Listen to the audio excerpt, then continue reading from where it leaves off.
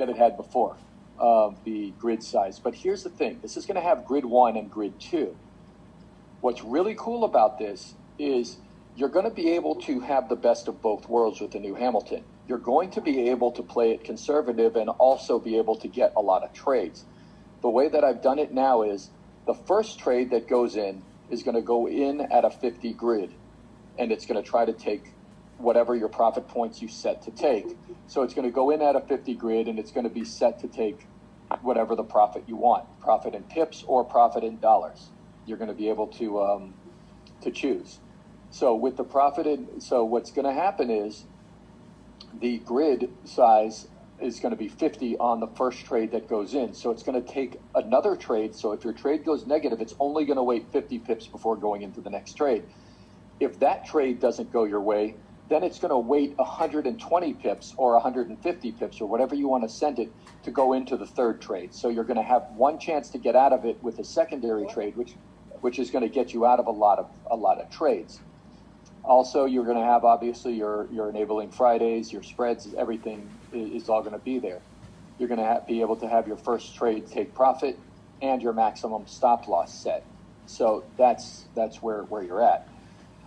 Here's where you're going to be able to choose whether you want to take profit in pips or US dollar. If you select both, it's going to take the profit at whichever one comes first. Then there's an average if some people are going to want to average what the US dollar profit is and the profit in pips. I don't know if anybody's going to want to really use it, but they can do that. If you want to use the US dollar to take profit, you can choose true or false, or you can turn off the news filter. Here's a off for news. You can set that to true or false. If you want to set it to false, it's going to use the news filter. So that's it. The source, you can choose which source you want. We only have two right now to get the news, investing.com and Daily FX. I love investing.com.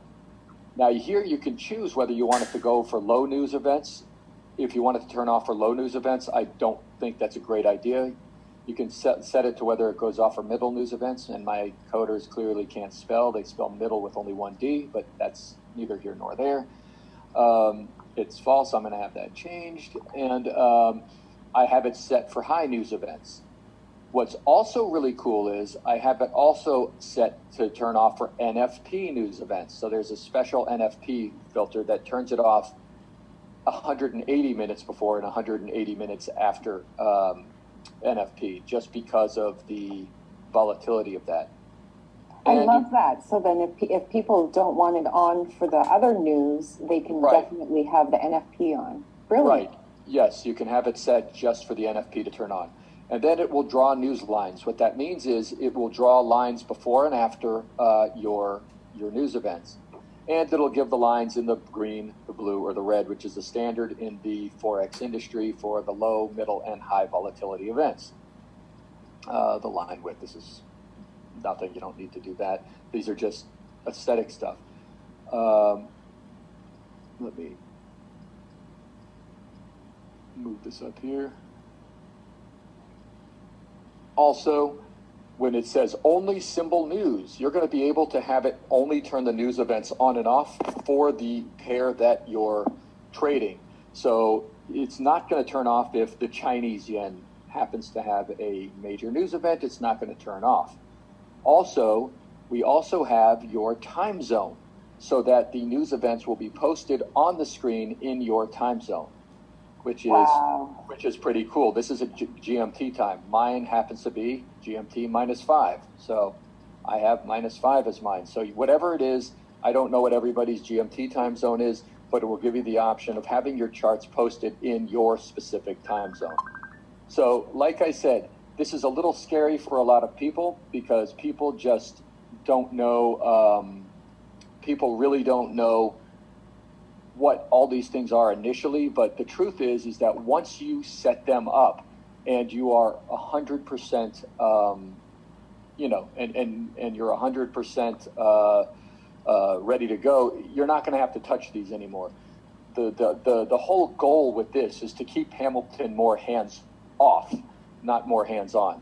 Basically, this is going to give people the option to just leave it alone and not have to micromanage the account so much.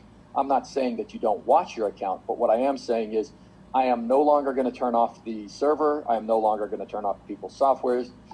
People are going to have the ability to turn them on and off themselves directly from the software, and everything is going to presumably run a lot more smooth.